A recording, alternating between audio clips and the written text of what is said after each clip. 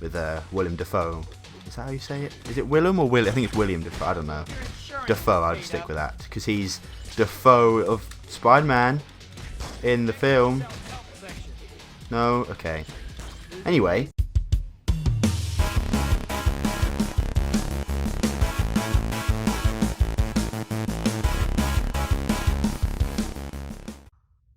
Hello and welcome back to Spider-Man 2 on the Gamecube, almost said PS2. In the last part we fought Rhino and then did some more, I can't remember what they're called, good deeds I guess, to earn some hero points. And in this part, going by looking at what we have to do for the missions, we have to get 1600 more hero points, which I think that's a lot. I haven't quite decided what's a lot of hero points because it just seems. Oh, excuse me. It just seems to go quite quickly getting all the hero points. So I'm not sure if that's actually a lot, but it might be a lot and it might take up the whole part. They said they would hurt me if I didn't call you. Please don't hate me. Too late, woman. I already hate you.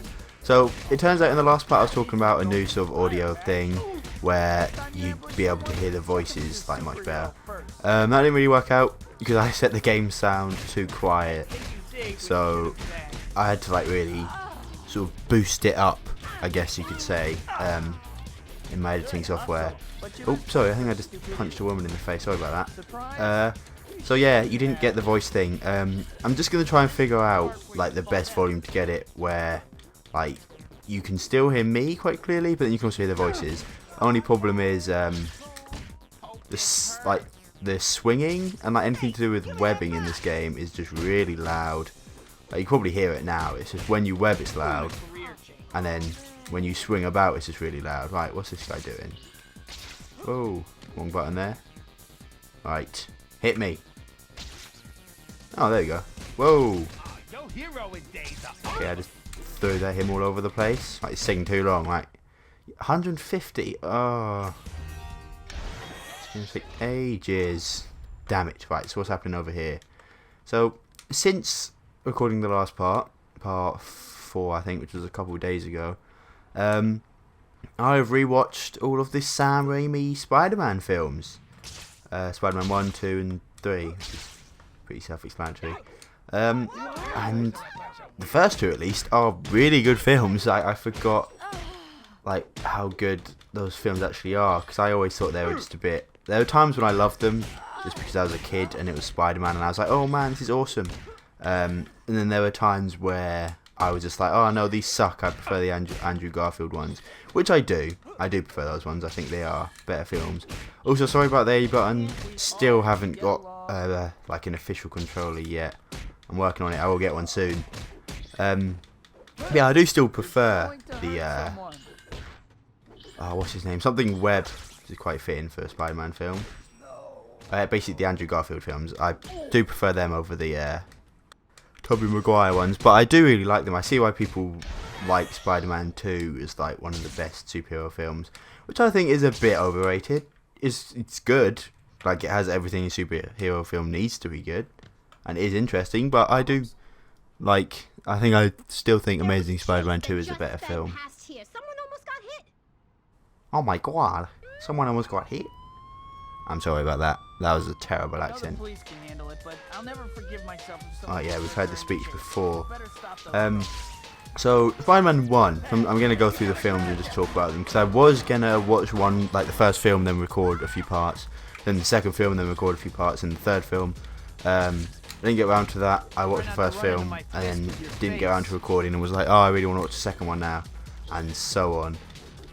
So I'm just going to talk about the first film for a bit. I don't know if this will just be one part, but I'll probably be talking about it for a bit. Only 150. Yeah, so I really like it. A lot of people don't like the first films in superhero like series, I guess. Like the first one where it has the origin story in that. And the reason is purely because it's an origin story. Oh, I missed that. Oh, there's one right there. And I think that's dumb. Like, a lot of people didn't like Amazing Spider-Man 2 because it was another origin story, when really it was just a second origin story. Spider-Man, don't let that person fall. slipping. Oh dear. What even? Whoa. How do you do this? Like, why are you up here? Like, there's no other guys up here. There's no construction going on. You're just some guy who just turns, like, happens to be on a building and then falls. If you're working this water tower, I guess. There you go, mate. Oh god, I think I would have taken damage there. I didn't want to risk it. Right, drop you here. See, I like origin stories if it's done well. I'd never let anyone splat. Yeah, sure, you say that now, Spider-Man. A few parts ago, someone straight up died. But anyway, I really like origin stories as long as it's done well, and Spider-Man does do it well.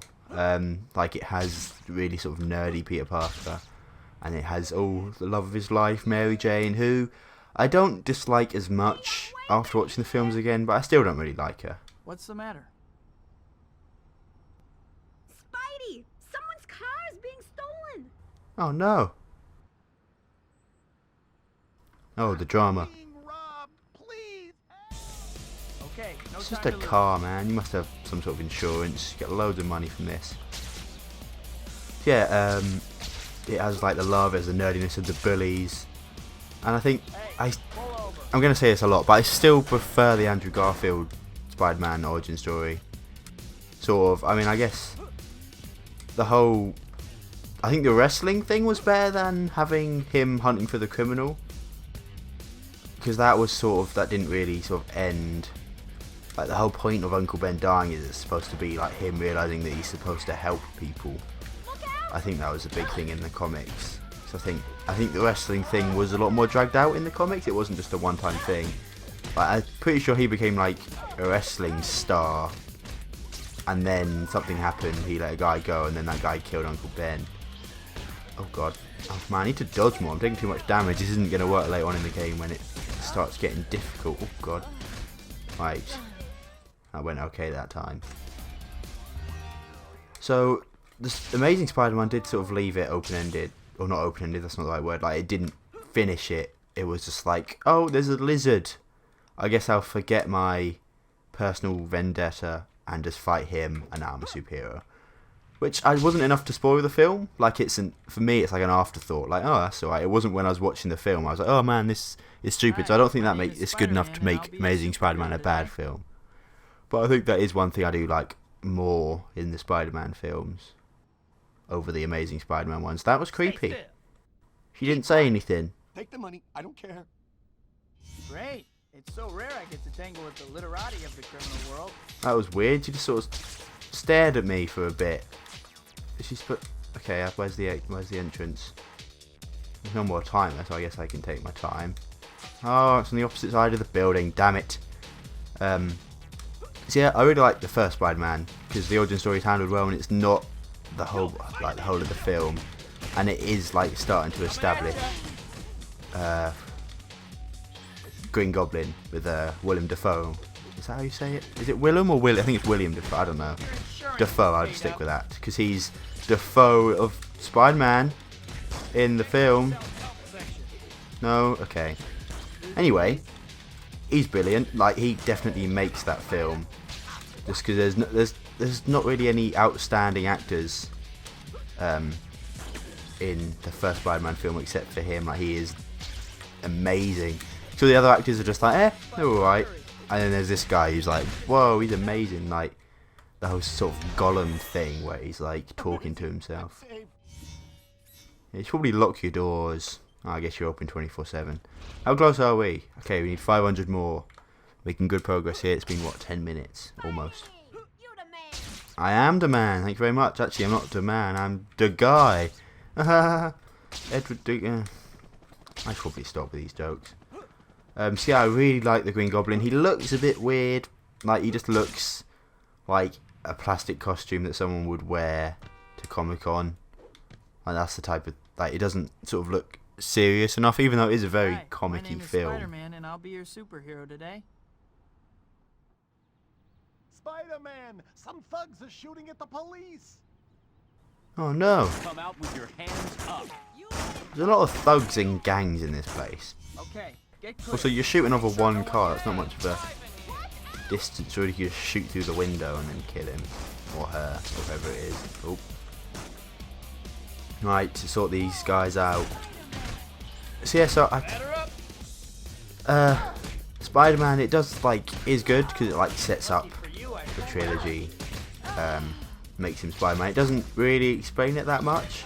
That's another point I like more about Amazing Spider-Man, is that there's more science behind it, and it's oh, that's cool. But okay, I'm comparing, in case you haven't realised it, I am just comparing Spider-Man and Amazing Spider-Man.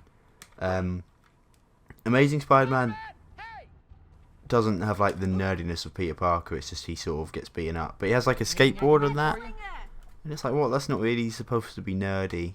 You gotta help that girl. If she doesn't get to the hospital fast. Ooh, it hurts. I'd better get moving. There's no time So to that's lose. where the whole Maguire being the better Peter Parker comes in, which I definitely agree with. So how do I pick you up? Don't worry, There we go. you're gonna be Which I okay. wasn't sure about. I did mention it in the last part. I do definitely think he's a better Peter Parker, and then what's his face? Andrew Garfield is a better Spider-Man, because there just isn't much Spider-Man humour. That's why can't I can't wall crawl? Okay, I guess I'll have to take the long way around. That's annoying.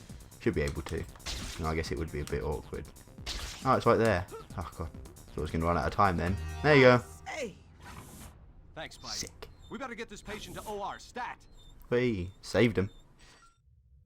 Right, how close are we now? Yay, we did it. What's next? What's next? Game. I've done everything. I've gone to Dr. Octavius' apartment, bought the grapple attack, and I've earned 2,000 hero points. Do I click anything? I guess I should probably go over here, see what's happening. Oh, damn it. Look at all these guys. This was a mistake. Oh, there's a yellow thing. Screw you guys. I'm out. How you making out? Listen, I got a new job for you to do, okay? There's these things called photo op tokens that I want you to find. I've marked them on your map just to spell it out real plain for you. Now get to work. Ugh. That was weird. It went into slow-mo as I was... Oh, that was strange. So Green Goblin's cool. I like the way he's sort of a recurring character throughout all the films, which is awesome, because he's such a character. When he dies, it's oh man, that sucks.